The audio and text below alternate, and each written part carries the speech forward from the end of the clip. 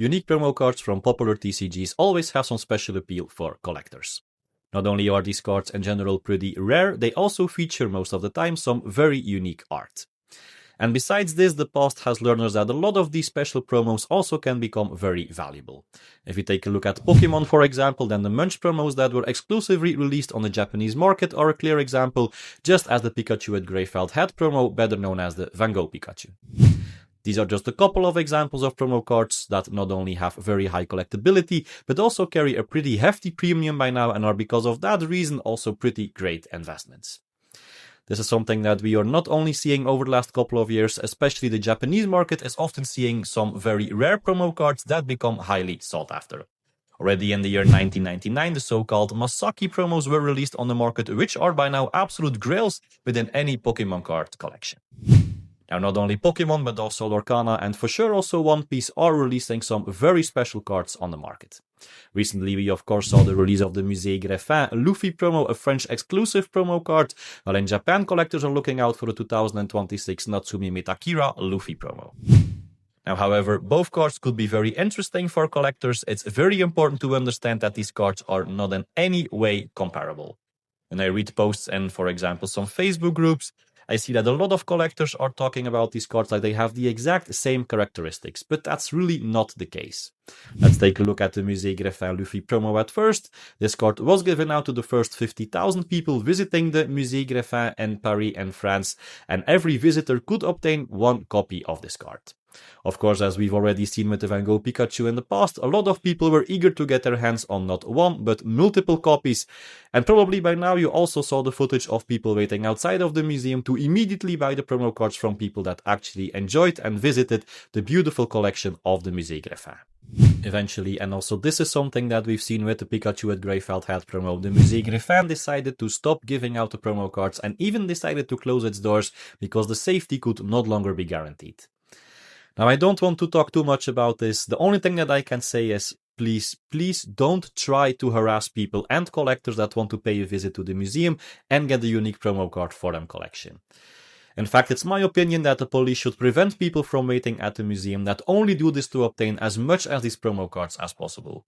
This is the exact reason why cards like this don't see almost any organic growth anymore, but shot up in price almost immediately, making them almost unaffordable for the average One Piece collector. Now, I get people can make some decent amount of money out of this card by acting like this, but in all honesty, come on, it's not a nice thing to do and it does hurt the hobby in so many ways. Collaborations like this one between the Musée Grévin and One Piece should be a blessing rather than a curse. It's very sad that beautiful cooperations like this, unlike the one that we've seen with the Grey Felt Hat Pikachu, are getting destroyed because of the greed of a group of people. So again, if you're watching this and, however, I don't like to tell someone else what to do, I can only ask to don't be such a person. Okay, this having said, what if you really want to own this Musée Grévin Luffy promo? So as far as we know, there are 50,000 copies of this card in existence. And how many that actually have been already handed out by now is not entirely clear. If we take a look at the listings on eBay, we can see that some sellers by now have sold more than 30 copies for a price of 1,500 euros per copy. Ouch. And why ouch? Because we are noticing that prices on this card are dropping pretty fast. Some sellers within France, but also in Germany, Switzerland and the UK recently sold copies for a price of between 700 and 800 euros, and there even was one seller in Germany selling his or her copy for 600 euros. Now, the big problem is that scalpers that are able to obtain a lot of these promo cards are setting some kind of a bottom price. They and only they are deciding against what price that they are willing to let go of some of them copies. And as long as people keep buying these cards from them, this is a situation that we are going to see over and over again. So our only hope as collectors is that scalpers will try to undercut each other in order to being able to quickly offload the copies that they want to sell. Now, the big problem is that we know this is a very limited promo card. The fact that it's exclusively being released in French also doesn't really matter, because even if you don't understand one word of French, as a One Piece collector, you will still want to have this unique card in your collection. So the big dilemma here is what to do now. On one hand, you don't want to give the scalpers fuel to keep them business going, because as I've mentioned before, this will be the exact situation that we are going to see over and over again until no musea or other institution will be willing to do such a cooperation. Now on the other hand, and this is where it becomes very difficult, if you really want to own this card, you will have to make a decision. Chances are that even at the current prices, if the One Piece market continues to grow, you will still be able to realize a huge gain on this card. On the other hand, it is worth mentioning that a raw sealed copy of the Pikachu with grey felt hat card is still selling at the moment of making this video for a price of 600 euros. And this after being on the market for almost 3 years already and being an extremely popular Pikachu card with art that's based on one of the most iconic pieces of art that the world has ever seen. On the other hand, PSA 10 copies of this card are easily changing hands for a price of roughly 2,500 euros. Now at the moment of recording this video, this Musée Grévin Luffy promo has been on the market for only a couple of days. And we know that prices for new products and cards need some time to stabilize and for the market to determine what the real market value exactly is.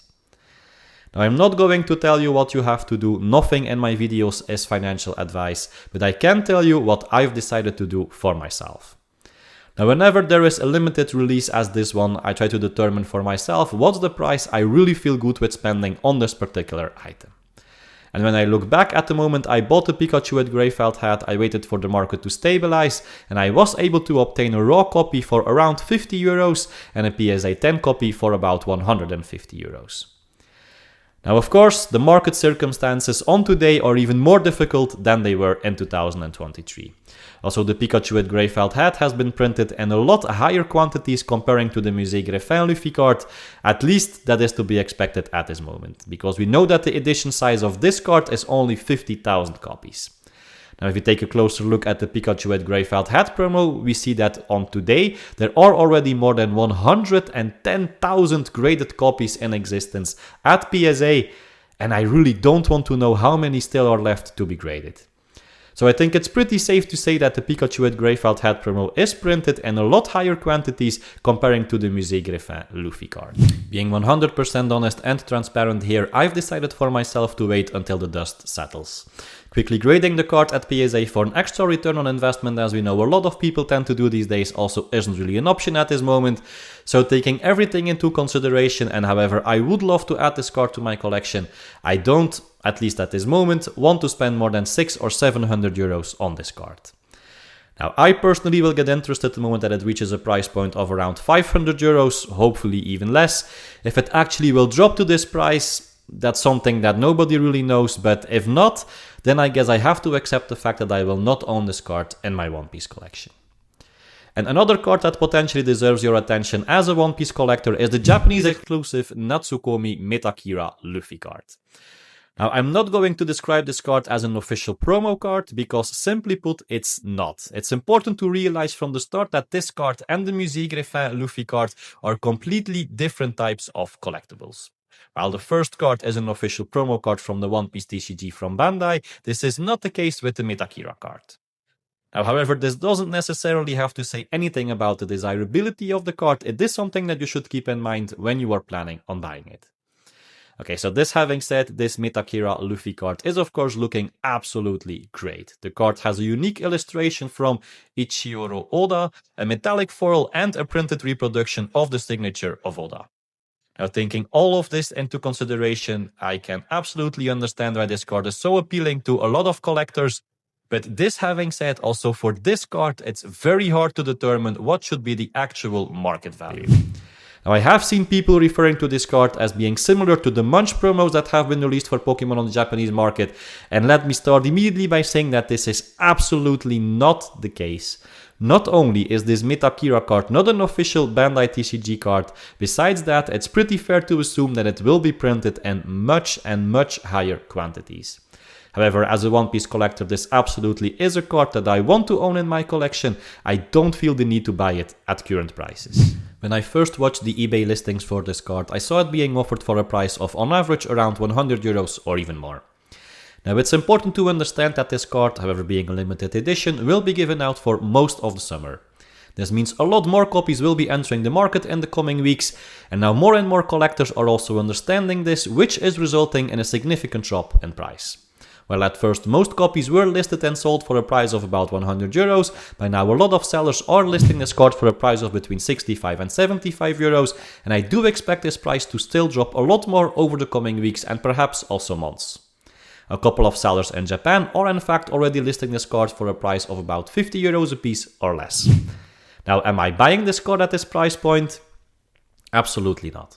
It's my feeling, and like I've mentioned before, this is not financial or investing advice, but just my personal opinion, that the value of this card could easily drop to 30 euros or probably even to 25 or maybe even 20 euros. Now, when it does, I will definitely be adding a copy to my collection.